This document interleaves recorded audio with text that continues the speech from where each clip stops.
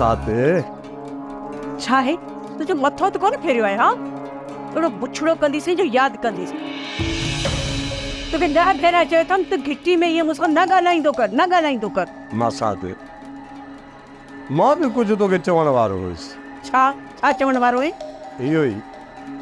त तूं भी ये सरेआम घिटिन में न घुमंदी कर सफ़ा असुल हूर थी लगी हूर नज़र न लगी पवई तो के होश ताए ये विपली छो तो हां हुकमदार आहे न निभागू वो भी बुरी नज़र पे रखई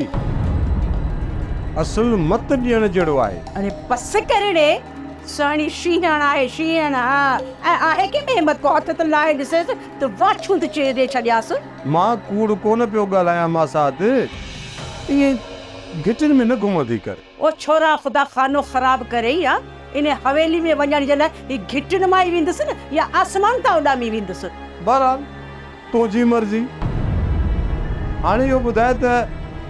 वारस वेहे या वञे वारिस वञे न इते ई वेहे ऐं पंहिंजे मथे में धूड़ विझे न न मां साध न वारस खे ॿुधाए पोइ वञे छा ॿुधाई ॿुधाए त सही इहो ई त वारस यादि ईंदो अथसि या तव्हां छा थो मूं पंहिंजी शिकिल ॾिठी अथई बेशिकिल हां सोनी सावरी तूं ईअं थो ॻाल्हाई तोखे खुटी खयों बीठी आहे हूअं त सोनी ॾाढा सच चवंदी आहे बाक़ी हिते सच चवंदे बरो थो चढ़ाई कुझु त ख़्यालु कर कोन मुड़ंदे न न न न बस दे भाग के जाए दूर किथां त आयो आहे तूं सम्झे थी त शायदि ईअं कयो वेंदो हा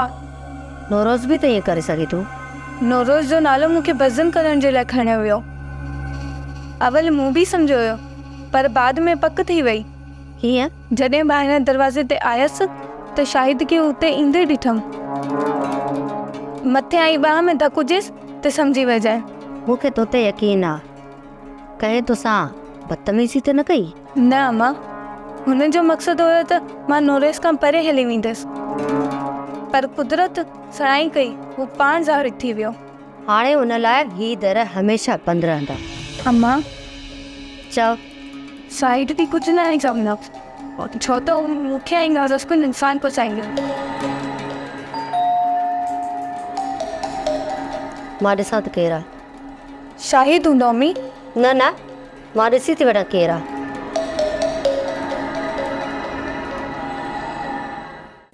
ड्रामा सीरियल चंड ग्रहण तमाम एपिसोड्स ॾिसो हाणे HD क्वालिटीअ में विज़िट करियो असांजो YouTube channel Sindh TV HD drama